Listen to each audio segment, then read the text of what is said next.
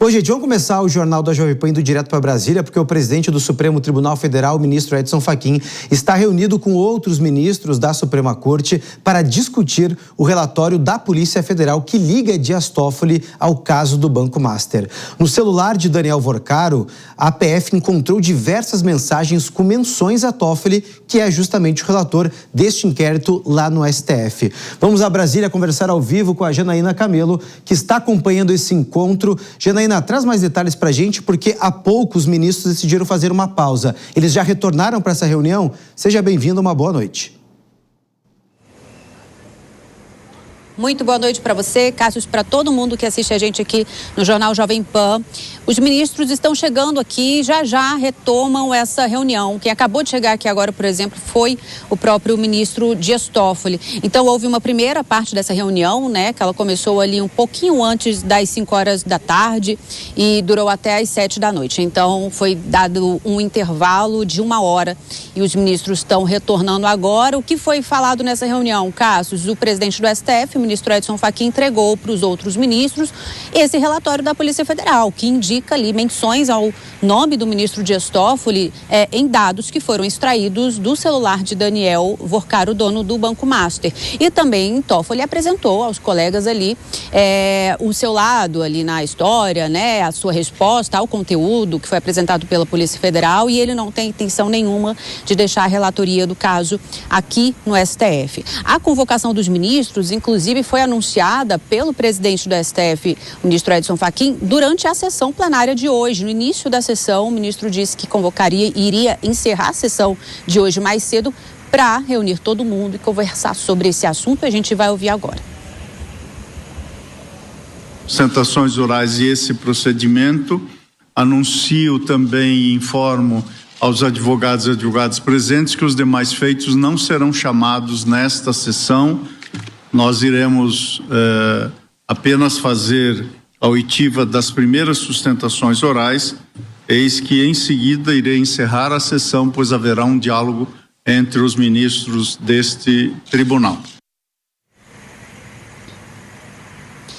Ô Cássio, o presidente do STF já abriu uma arguição de suspeição para avaliar a relatoria do ministro Dias Toffoli, mas é um processo que está em sigilo, tá? Ele deve pedir a manifestação do Procurador-Geral da República, Paulo Gonet, depois ele mesmo deve se manifestar e colocar isso para votação pelos outros ministros da Corte.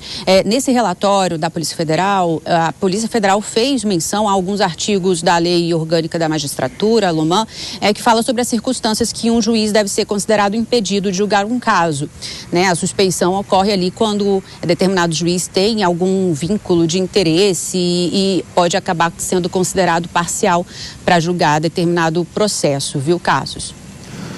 E, Jana, inclusive, um pouco mais cedo, em nota de esclarecimento, o ministro Dias Toffoli rebateu, né, o relatório da Polícia Federal e ainda pediu para a PF enviar para ele os dados dos celulares que foram apreendidos.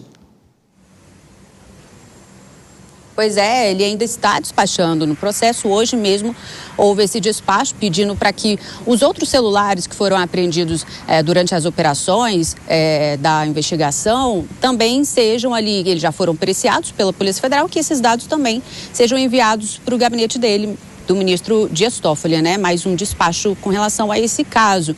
Sobre o relatório da Polícia Federal, em nota, o ministro chamou de ilações o que foi ali citado, que foi apresentado ao ministro do STF, ao presidente do STF, né? E ainda disse que a Polícia Federal não tem legitimidade para apresentar o pedido de suspeição dele para julgar o caso. Enfim, disse também que não tem nenhuma relação financeira com o Daniel Vorcaro, dono do Banco Master. Cássio. Perfeito, Jana. Obrigado pelas informações. E olha já então, gente, daqui a pouquinho então os ministros voltam a se reunir. Eles começaram essa reunião secreta por volta das 5h10, 5h15 aí da tarde. Teve essa pausa por volta das 7 horas para eles aí agora fazerem o lanche e a partir das 8 horas eles retomam de 100 horas para terminar. É claro, qualquer novidade, movimentação, a gente volta a trazer esses detalhes diretamente da capital federal. E a Jana trouxe um ponto importante, viu, gente? Sobre essa questão que essa reunião está sendo definida como arguição de suspeição, que trata-se de todo o nome do processo que analisa se o ministro deve deixar ou não um determinado caso, nesse caso Dias Toffoli, deixando a relatoria, então, do caso Master. E esse processo é conduzido pelo presidente da Suprema Corte, nesse caso o ministro Edson Fachin, e segundo o regimento interno do STF, precisa ser levado ao plenário numa sessão secreta. Então é isso que está acontecendo neste momento. Os ministros estão reunidos, 8 deles de forma presencial, apenas André Mendonça e Luiz Fux por videoconferência, mas estão discutindo a relação e também a possibilidade de uma suspeição. Julgar, então, que Dias Toffoli fica impedido de seguir na relatoria deste caso. Quero chamar nossos comentaristas, Dora Kramer e também Nelson Kobayashi, que se junta nessa cobertura pra gente. Dora, eu quero começar contigo, porque novos elementos surgiram, novos personagens, inclusive um personagem que agora se torna central em toda essa discussão, o Dias Toffoli. Ele seria o grande nó que deve conseguir desatar todo esse emaranhado, essa ramificação que é o caso Master. Dora, boa noite. Boa noite, Cássio, Kobayashi, já dou boa noite para Denise e dou boa noite para todos que nos acompanham. Pois é, a situação do ministro Dias Toffoli se complica, as evidências de conflito de interesses aparecem cada dia. Agora ele mesmo admitiu ser sócio, algo que já estava evidente quando a cunhada dele disse que não tinha a menor ideia de que o marido dela, irmão do Toffoli, fosse sócio de resort de luxo. Já estava mais do que claro que ele, Toffoli, era o sócio oculto, mas ele deveria ter dito desde o começo, e se não disse, fica a suspeição evidente de quando, depois que ele é sorteado, não deu essa informação a seus pares, continuou no caso, cria um sigilo, puxa para si e toma uma série de decisões super questionáveis. Claro que fica aí a suspeita, acho que mais do que suspeita, de que ele imaginaria controlar por algum motivo esse processo. E agora a situação vai ficando insustentável. Essa reunião do Supremo, eu não me lembro de ter visto nenhuma reunião do Supremo com esse teor, né? Porque esse relatório da Polícia Federal, um relatório de quase 200 páginas, ele vai ser destrinchado, analisado, e aí eles vão discutir com a anuência do Toffoli, aí é que está o nó, né? O que fazer, como responder, porque quem pode arguir, quem pode pedir a suspeição é a Procuradoria-Geral da República, que não está na reunião, né? Então, o Supremo Tribunal Federal joga também a reputação dele. Não é só o Toffoli, é o Supremo Tribunal Federal que está na berlinda. E olha, Dora, você tocou num ponto interessante, porque o Supremo Tribunal Federal, ele nunca afastou um ministro que tenha se considerado proibido de julgar um caso. Sempre foi o ministro que acabou, né, se tornando impedido, ou seja, seria mais um caso inédito dentro da Suprema Corte.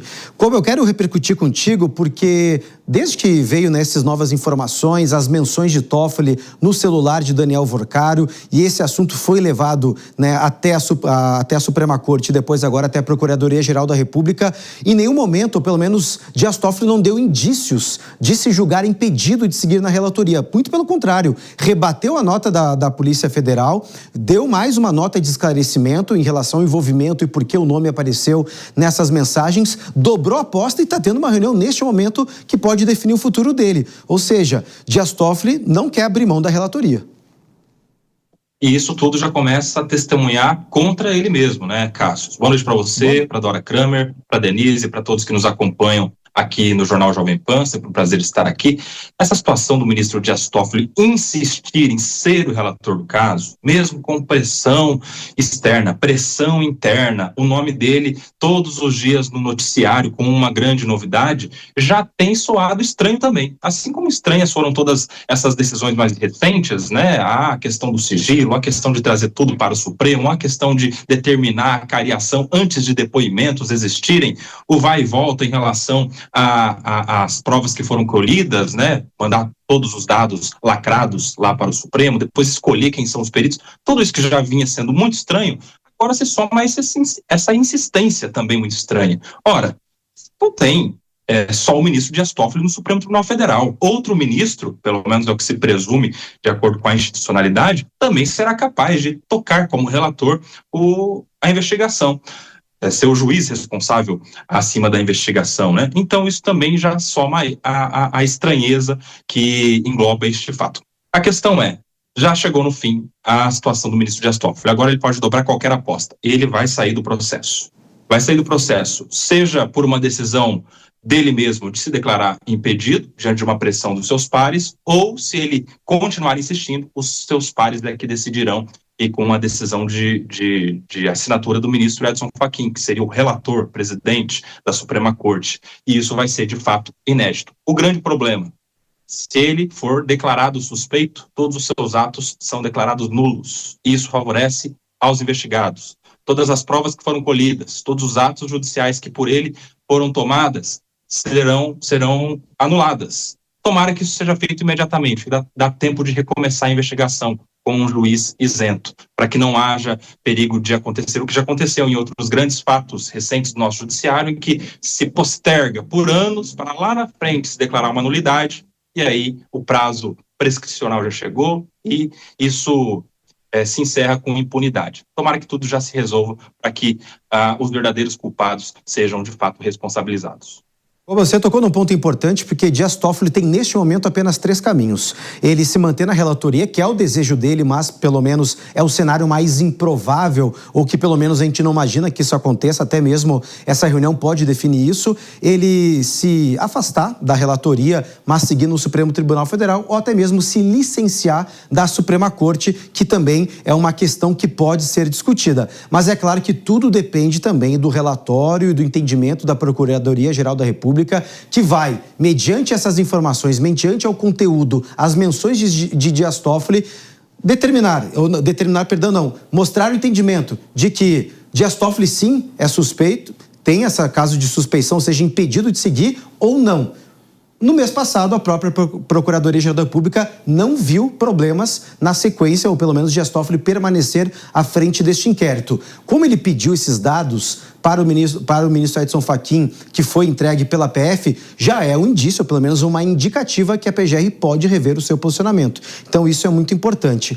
Dora e Koba, antes de eu continuar com vocês, eu estou aqui com a Denise Campos de Toledo no estúdio, porque todo esse caso, a gente está vendo uma repercussão política muito grande, judicial também, só que também temos as questões econômicas envolvidas, né, Denise? Seja bem-vindo, uma boa noite. Boa noite, Cássio, Kobayashi, Dora, boa noite a todos que nos acompanham. Pois é, hoje o ministro tentou dobrar a aposta, na verdade. Eu acho que qualquer decisão que ele venha tomar vai depender muito dessa reunião, porque de manhã, ao mesmo tempo que ele admitiu que era sócio da empresa que teve o resort Itaiaia, ele também pediu que tudo que foi apurado pela Polícia Federal fosse remetido a ele. Então, ele queria ter todo acesso às informações que constavam do celular de Vorcaro e outras investigações da Polícia Federal, sendo que investigações anteriores já ficaram sob sigilo com ele e também com o presidente do Senado, Davi Alcolumbre, porque a CPI havia reivindicado solicitar todas essas informações, mas ele admitiu que fazia parte da empresa Maridit com uns irmãos dele, 2 irmãos.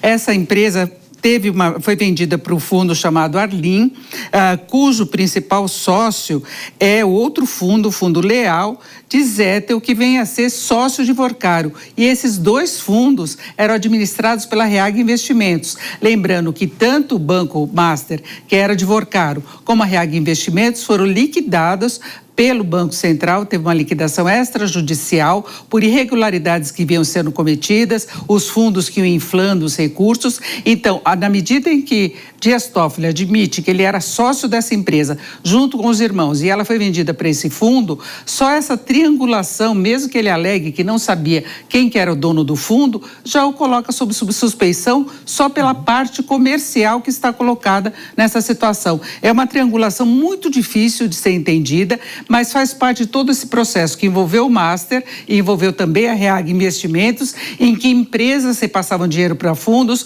fundos repassavam para as empresas. No final do dia, havia uma valorização de mais de 1000%. Então, tem toda essa irregularidade por trás dos fundos que adquiriram, no final das contas, uma parte da empresa da qual Dias Toffoli era sócio. Então, a partir disso, já tem uma nova suspeição e muito grave, né? Perfeito, Denise. Já a gente volta.